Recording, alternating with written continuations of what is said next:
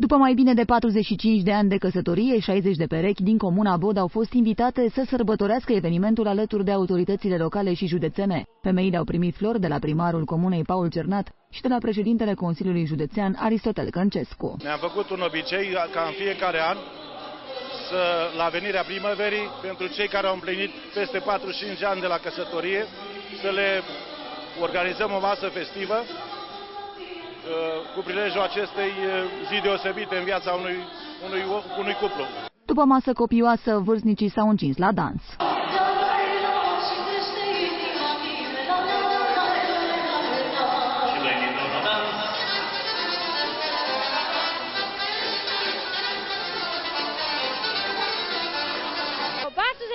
De ani de căsnicie avem, am venit să mai distrăm un pic și să simțim bine. Cum este după 49 de ani de căsnicie?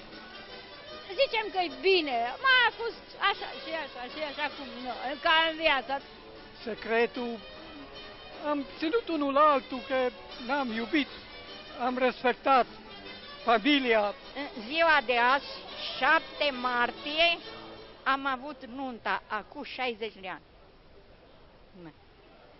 O viață fericită, și cu bine și cu rău. A fost, eu bun, am lăsat, știi, nu trebuie să pui tot la inimă, să lași.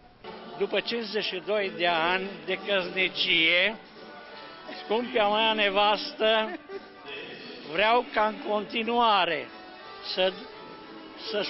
să ducem aceeași viață cum am dus-o și până acum. În dragoste, în bucurie, sinceritate și greutăți.